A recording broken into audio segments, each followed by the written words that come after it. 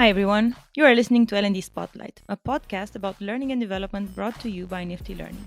I'm your host, Stefan, and together we're here to learn about L&D.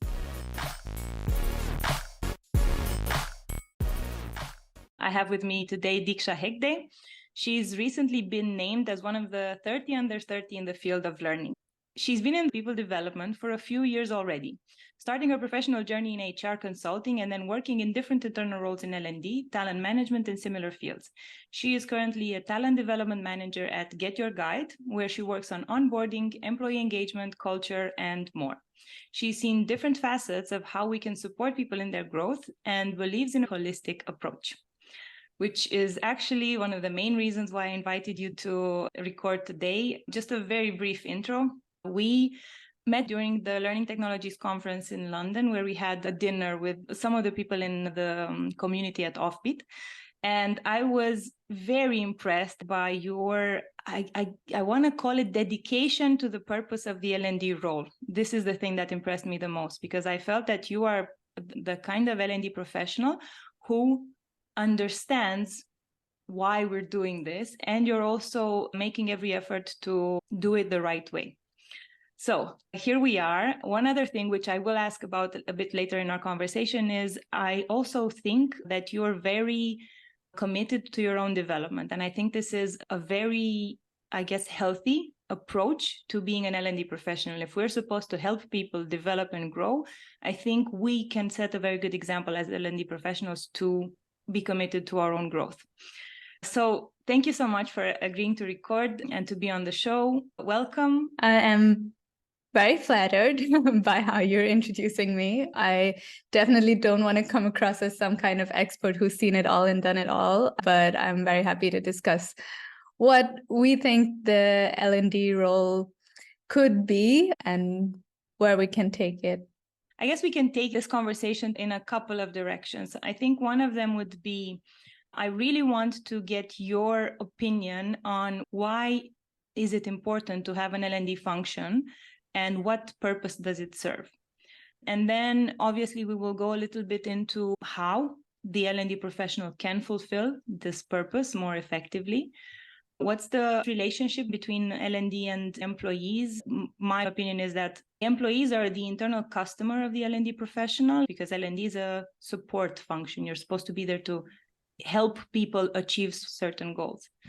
And then I also want to ask you about your own growth. You know, what keeps you interested and engaged? What motivates you to learn and to improve yourself?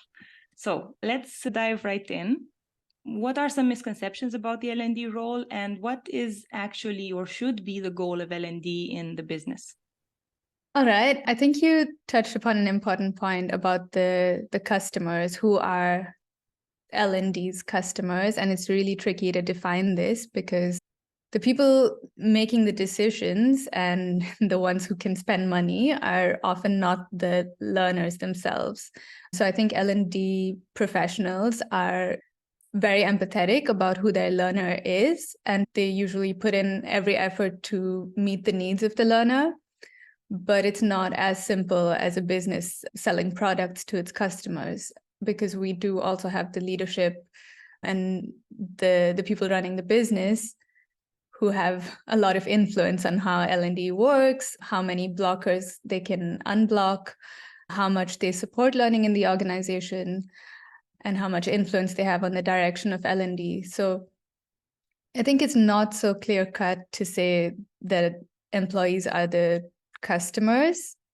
Employees are definitely the end users, but L&D's purpose is also to support the business. And that's why I think L&D needs to improve a little bit more on how we understand the business and what direction that company is heading towards. So I would say that one level of L&D's purpose would be to better understand the business that you're serving. And that means not only understanding what your subject matter experts do and why they need a training, but also as a whole, what is the strategy, what is the purpose, and what different teams in the organization are doing towards that purpose. Because this way you can also start to speak the language of the business and get buy-in from senior stakeholders, and then you don't have as much of a struggle in proving impact, because you already understand what levers you can use to prove your impact? I think that there are situations where L&D doesn't have access to information or isn't invited in the circles where the business strategy is discussed. And I'm wondering, how can someone get access, or how can someone put themselves in a place where they start understanding the strategy, the business, the space? Who do you speak to? Do you just Google stuff about your company's domain? Do you go to the leadership team? What's the best way to get a crash course in what the company is doing? Definitely depends on the culture of the organization and how much they push this idea of transparency on the strategy and on at least the mission and the purpose is usually pretty clear. Every organization has a vision and a mission that's communicated widely. But in terms of this year's strategy or this quarter's strategy, if you don't have access to it through official internal communication, then reach out to business leaders who you might be working with. Or let's say you want to organize trainings and people aren't attending because their leadership doesn't support them taking time out of their day to attend trainings, or they have too much work to do. Understand what's important to those leaders. Maybe it could be the head of a department or the head of a team. Once you understand that, you can figure out if it's even important to do this training. Maybe this was something decided by someone else totally removed from that team. Figure out if it's even valuable to them. You're touching on a sensitive subject. Again, I always feel the need to excuse myself because I am afraid that my opinions are biased. Probably they are, just like everybody else's opinions. But I think that in general, people and even L&D professionals don't question the why of delivering a specific training, since we touched on this just now. So I think it's healthy to do this even before that situation happens. Is it just a one-off, or is it something that actually has to do with behavior change, and is a different approach more effective, and so on? You must put yourself in a place where you understand the business and you understand the connection between what the business is trying to achieve and how people can help achieve that goal. And now we're going into supporting the people to develop themselves or to, learn new skills, adopt new behaviors. Just while we're there, L&D has been trying to solve this mystery of how do we prove impact? How do we evaluate the success? And we've looked at the science. Business doesn't always follow what science has proven, but also some things are really hard to prove because of how complex humans are and how complex the business world is as well. I think that it's not going to be so crystal clear to prove impact if we're just looking at one aspect of everything that an employee is doing and everything that the team is doing even.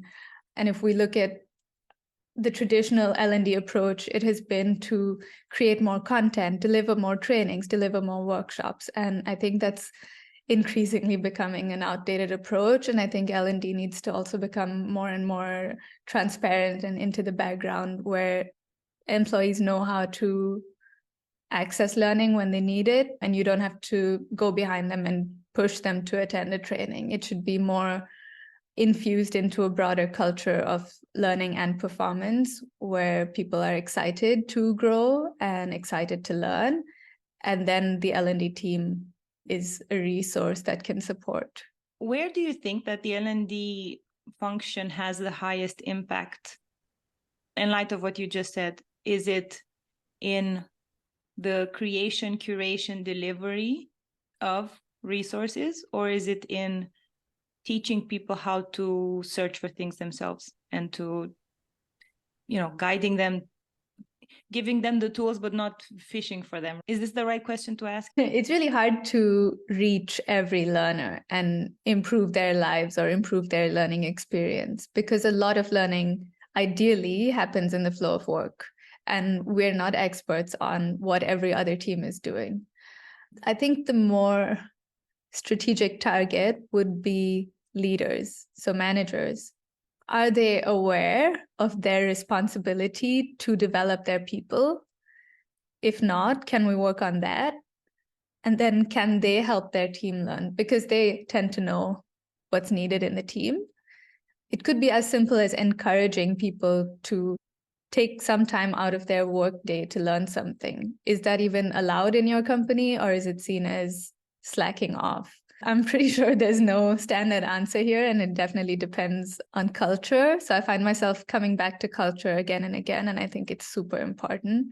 But at the same time, the success of instilling a learning culture depends heavily on the topmost leaders in the company. And that comes back to how we started, which is to understand what matters to them. It doesn't always have to be through data points because that's so hard to achieve. It can also be understanding what they really value or consider important, and then tying that into your storytelling when you talk about why learning is important. We're going a lot into the direction of employee experience, right? How it feels to work in this team. I have an uncomfortable question. What happens if you do all the right things, you speak to all the right people, they tell you what they want to achieve, especially the leadership team, but you notice that the behaviors and the responses in critical situations or in, difficult and challenging times are not aligned with the reality of what they claim they want. There's a misalignment between what we preach and what we actually implement day to day. How does L&D influence this? Should L&D influence this? It's kind of like L&D is in a very good position to observe if there's a mismatch between what is said and what is actually done. But is also L&D supposed to do anything about this? Call it out, offer resources to change it? What's your opinion? This is actually a topic I'm working on at the moment, one that I'm really interested in. The way to do a sense check is obviously collecting feedback regularly. And how we do that is through employee engagement surveys. And here, I know that engagement is used in different ways within our field. So I'm not talking about how many learners engage with a certain piece of content or with a specific workshop. I'm talking about how engaged they feel at work. So do they feel that they can do their best work at this company? Do they feel like there's a fit between what they're trying to achieve and what the company's trying to achieve? Do they feel appropriately recognized when they put in that extra work? Do they have good peer relationships, support from their manager? There's a lot of factors that come together to influence how engaged a person feels at work. This has also been linked to performance. So while it's a good thing for the employee, it's also equally good for the business to have engaged employees. And it's not L&D's job to fix everything that's not working. But I think we have the role of making sure someone's listening and making employees feel heard. So at least how we do it is to create reports from monthly surveys and then reach out. It doesn't have to be only through L&D. For instance, the people operations team or the HR team, they're usually the ones who are closest to different parts of the business, like HR business partners. So it could also just be highlighting to them, like, hey, this department seems to be doing a little low on reward and recognition. Maybe we can look at our benefits that we offer. Our workload seems to be a problem for this team. Maybe we can work with the manager to figure out how we can reduce it. So at least calling it out, as you said, that's something we can do. And I think another problem is how we define L&D, and we can either continue to say L&D is very limited in its scope and its approach, or we can start to say L&D includes all of these things. I've seen a couple of conversations started, even by Lavinia at Offbeat, asking whether we should rename the function altogether because it has a bit of a history behind it. Yeah. I also think it should be renamed. I don't know if it should be rescoped, but I also don't think I have a strong enough grasp of what the current scope is. What I've seen just in my few years of working is that even a few years ago, we had very distinct roles of this team creates a learning portfolio. And then this one person is only for organizing the trainings or scheduling meeting rooms and catering and all of that. And then it was a whole other person's job to do succession planning or just to track succession planning in the organization. The roles used to be very distinct. And I think now we're in a place where each employee needs to contribute so much more and needs to be able to do so much more. The team sizes also are probably getting tighter. And so we have fewer people to do the job that a larger team used to do. I think this is one of the problems, right? I don't know if anyone can claim that this is the scope of L&D and really define its borders, because you touch on so many types of information when you do your work or your analysis that it goes into performance, it goes into reward, into workload, into management practices, resourcing, and so on, that you find out so much just by trying to find out so little, right? L&D people have access to the kind of information that can unlock a lot of things in the organization, improve culture, improve communication, leadership practices, performance, a lot of things, right? Just because you're asking one question, what's the problem? Can I help you with L&D stuff? But you get so much more information. And then you become the vessel for that knowledge to start traveling to other places where it should actually land. And I know that maybe we're talking about something that the HRBP should be doing or the manager themselves should be doing even better. But nevertheless, a lot of the things land on L&D's lap, right? You're just the person who found out. And that also impacts your L&D strategy's effectiveness.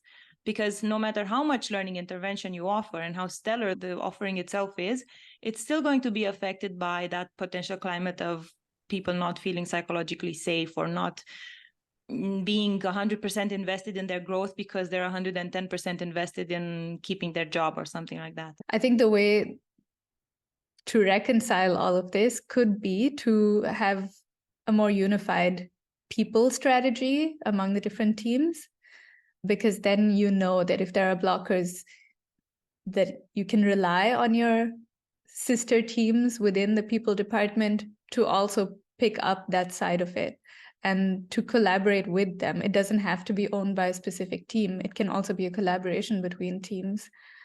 So, for instance, the topic of culture is related to employer branding, but L&D also has a strong influence in how that culture is lived.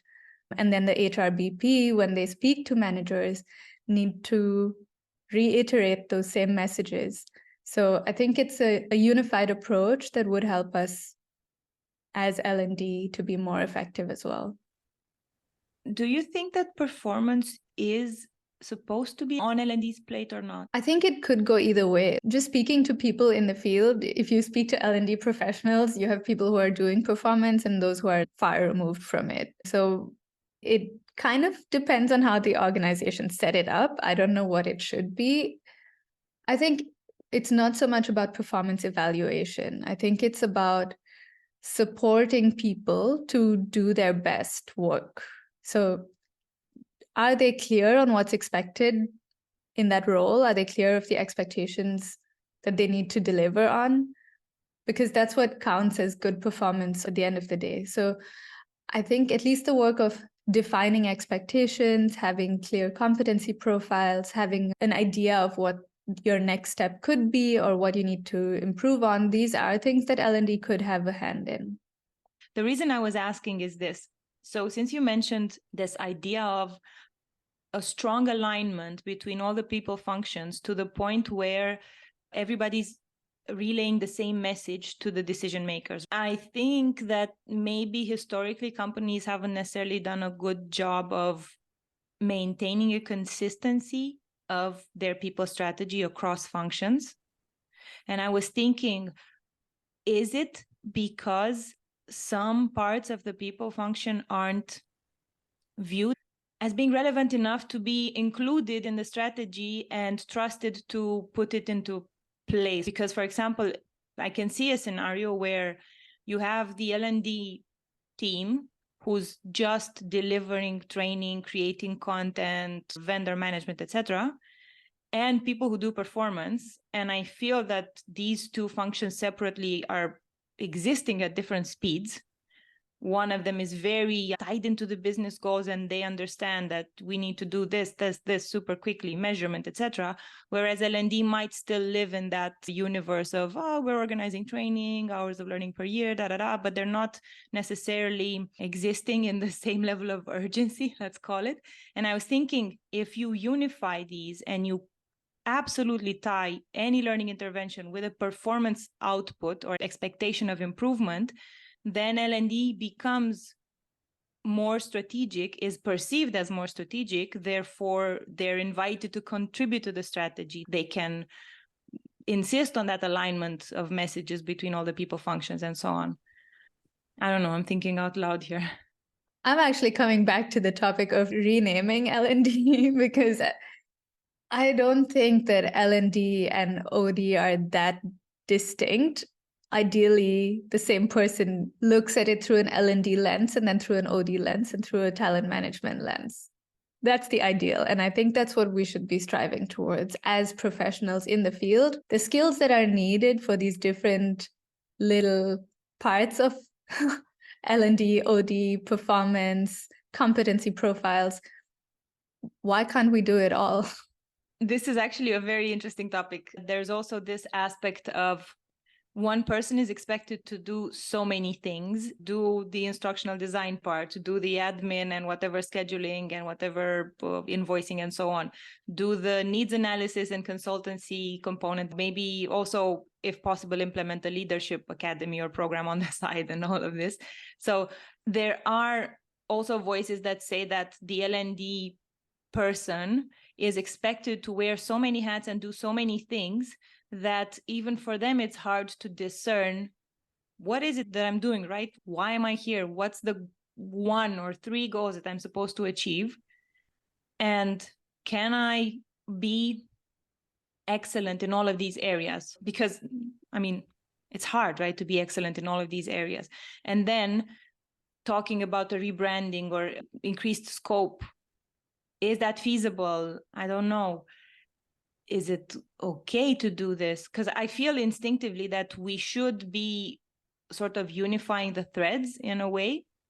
I'm tempted to say that the threads should be unified under something like employee experience as a mission, right, of the people function.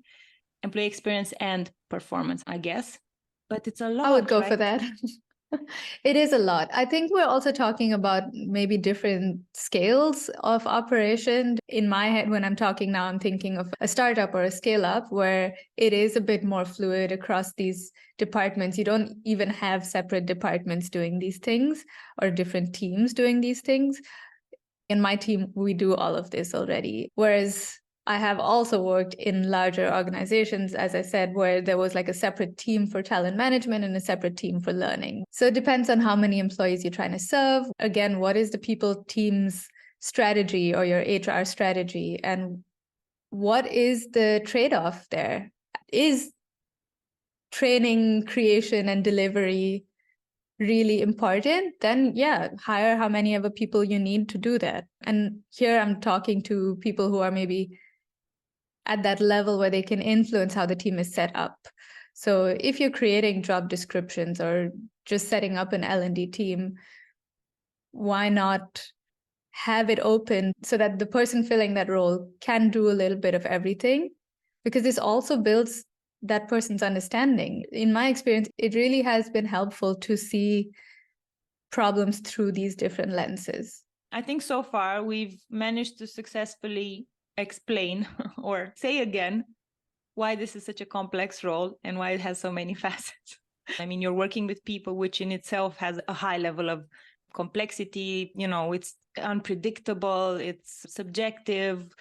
There is obviously data, but even the data itself has this flavor of subjectivity, right? Because it has to deal with people's opinions, their impressions, if they're having a good day, if the program was right for them, and so on.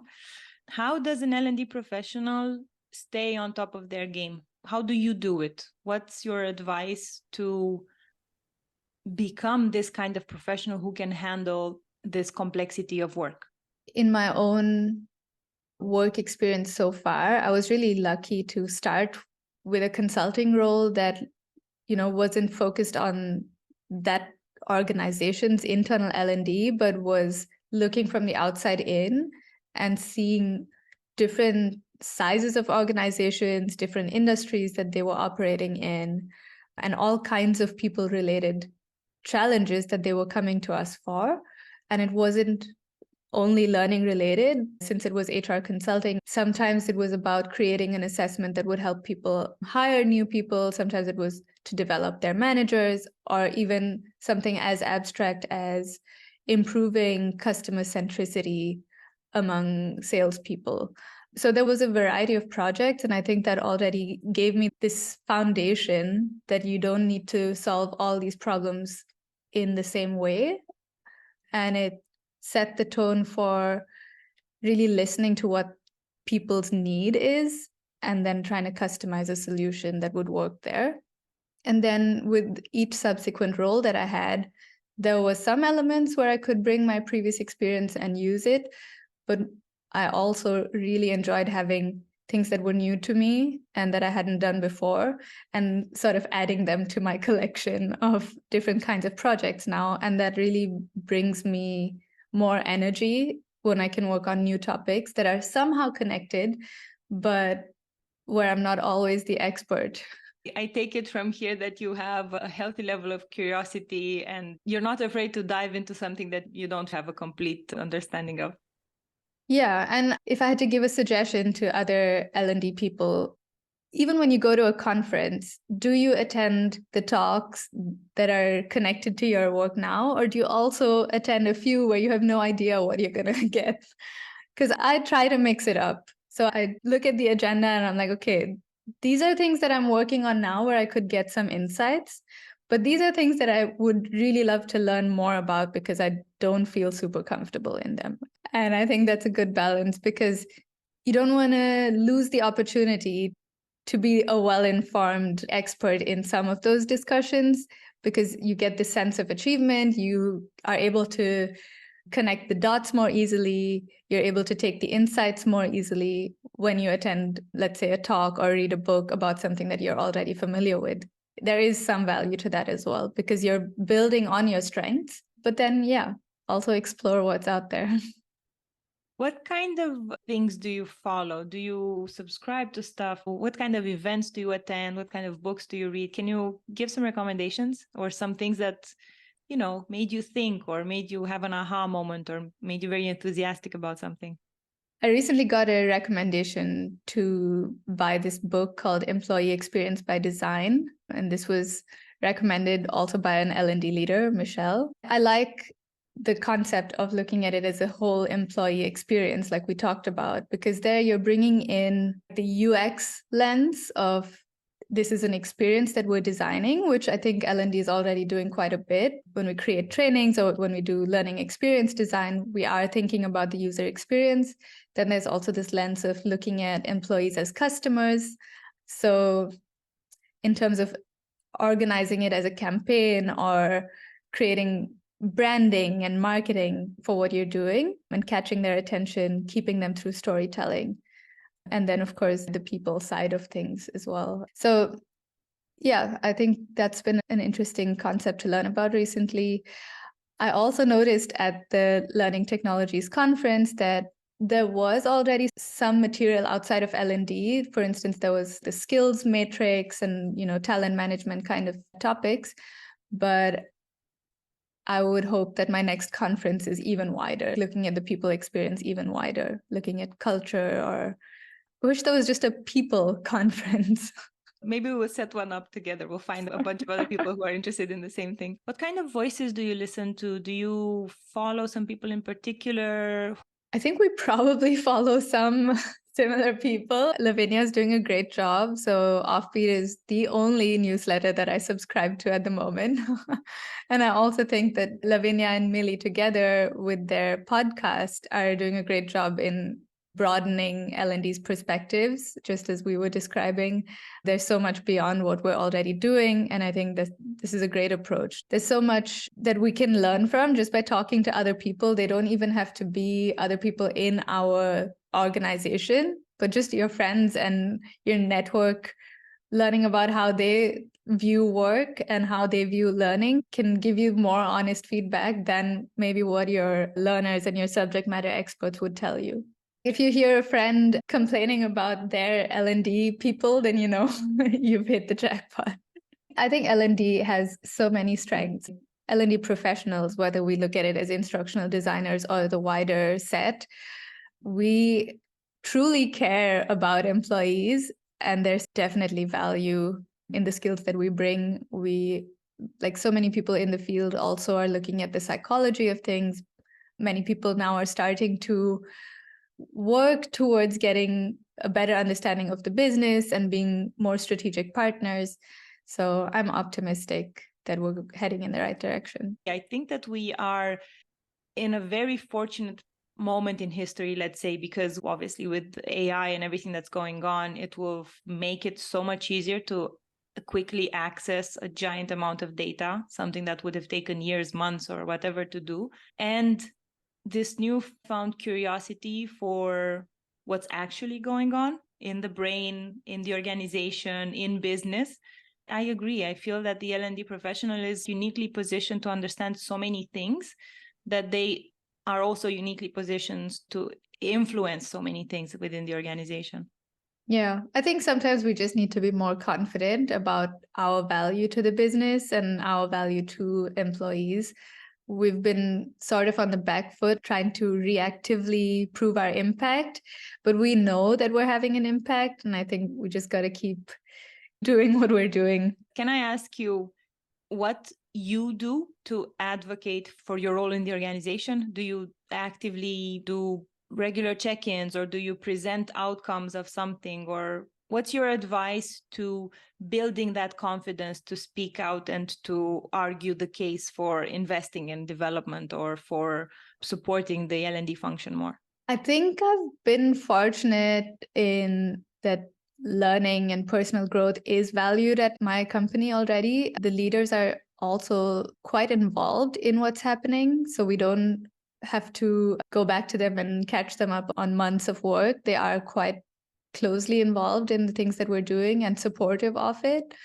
There are times when there are decisions made that maybe they haven't looked at all the angles, and then we offer our perspective on it. And I think that one of the strongest ways of how we have impact is also through this engagement survey that I mentioned, bringing to light what's not working.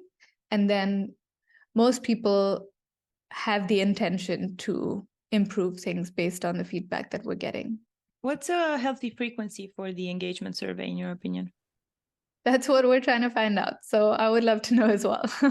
There's definitely a trade-off. We want to have very frequent check-ins, but we also understand that it can be tiring for people who are filling the survey and also potentially overwhelming for managers who need to take action based on the team's input. So we're trying to figure that out at the moment. It's also a matter of how many things you want to ask. So we are also trying to scale back the number of questions and focus on what we really, really need to know. Out of curiosity, what's your opinion on those pulse things when you are just asked one question or just have to do a smiley face for them to gauge your engagement or satisfaction? I know companies that do pulse surveys, and I think that could be a good way to ask one or two specific questions without a survey that's 60 questions long. But I definitely am not a fan of the smiley face version of it. Maybe, just a numerical scale or something that's clear what's on the good end, what's neutral, what's negative. This has been a very good conversation. I almost want to say soothing in a way, but it still has raised some questions or has reinforced some questions that I still have about where L&D sits in the organization. Let's try to summarize what we've talked about and see if we can find some actionable advice related to the role of the L&D function in the business. Where does L&D sit and why does it sit there? In terms of organization structure, I think usually it sits in the people team, which isn't a problem on its own. I have seen cases where it's part of a strategy team, which is more interdisciplinary. That could be cool as well. There's no one size fits all. It depends on the size and complexity of the organization. What's more important, I would say, is that L&D is very close to the business, even if it's in the people team, that it should understand the impact towards the broader people strategy and how the people strategy is working to support the business strategy. So I think it should be clearly cascaded business strategy to people to L&D, and that L&D doesn't have to tackle everything on its own, but works with the other teams under the people department. I think it's also important that L&D continues to have the employees back and to strongly empathize with what they are going through, what their needs are, how to best serve them. The people team, in a broader sense, is the team that's there to protect employee interests, to help them grow and develop and thrive. And the better we do our work, the longer employees are willing to stay at the company. And that's also quite a direct impact on how we serve the business. Because if we keep those talented people in the company longer, they have more and more to offer. And if they feel taken care of, then they put in more effort and they want to contribute more and have more impact, and therefore they perform better. Almost like you're the guardian of a good climate in which performance happens. And you have the ability to find out various things that have to do with learning, but also have to do with other stuff that's happening in the organization. You have the ability to offer them the development opportunities. And you also have this wider understanding that if they're comfortable, happy, if their needs are met, that they will indeed stick around longer and do their best work and basically add the most value that they could to the organization, while, I guess, adding value to themselves. Absolutely. What can the L&D professional do to become that optimal support partner? Well, we've spoken about the need for us to keep learning beyond what we're already experts in or beyond our existing specialty. How can we continue to have a generalist mindset, a holistic mindset to approach problems through different lenses? I think the second part would be to speak the language that the business understands in order to prove your impact more easily.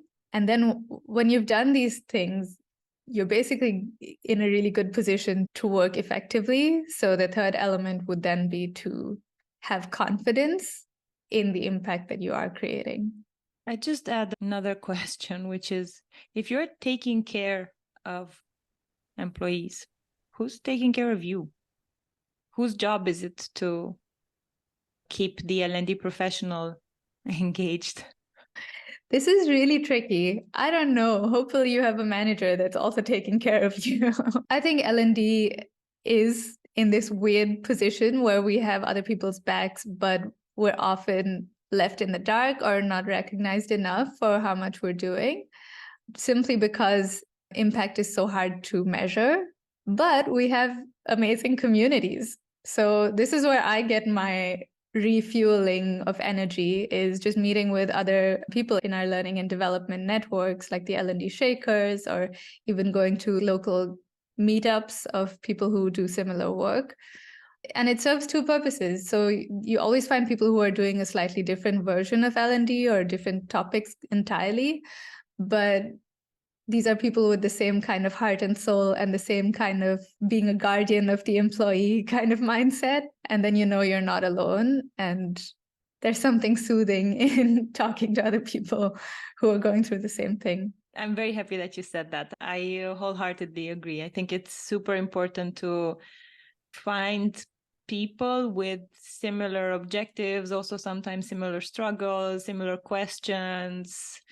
I guess that's why social learning is so effective, right? Because we learn by asking questions, by comparing opinions, by confessing challenges and asking for support. Thank you for saying that. We're so often expected to have all the answers, but then you can go to these communities and that's a place where you can just ask more questions. I can't thank you enough. I really, really appreciate the level of depth we went into. I'm trying to figure out a way to draw a conclusion, maybe even for myself, to know what to take away from this. It's very true that the L&D role is, I guess, conflicting in a way. It's in a unique position to have access to a lot of information about the organization. Its purpose is to support growth of people, of the business. It has the ability to influence some aspects, professional growth and so on, but it also has the ability to pull the alarm signal. You are probably one of the first departments that finds out if there's something that we need to do about culture or management or leadership or something like that. You have access to so much information and you could have so much influence, but you're also trying hard to prove your worth. I'm hoping that this becomes more and more obvious and it becomes more the conversation that we have. Yeah, I hope so too. Thank you so much for being with me today. I deeply admire you as a professional in L&D. I think you're doing all the right things and you're sending all the right messages. So I salute you for that. Do you have any last thoughts or any sort of go-to advice or something that you would like to encourage L&D professionals to do? I think just one learning from the conference where we met that I would share is that it keeps coming up that we can't predict what skills will be needed for the future. It's really hard to predict what skills will be required a few years down the line. But there are some skills that are strong bets that are likely to be helpful. And that's learning agility, curiosity, openness, and a generalist mindset so that we're able to be fluid no matter what comes up. And I think that in our field, people are pretty good at this already, but I would just like to call it out as something we can continue to build on. Deeksha, thank you so much for spending time with me today. It was a pleasure. Thanks for creating this safe space for us to bounce ideas off of each other. Everybody, I hope you found this conversation useful and stay tuned for the next episode. Thank you so much for being with us today. This has been another episode of L&D Spotlight. If you'd like to get in touch and join the conversation, write to me at liz@niftylearning.io or connect with me on LinkedIn at Liz Stefan. Have a productive week, everyone.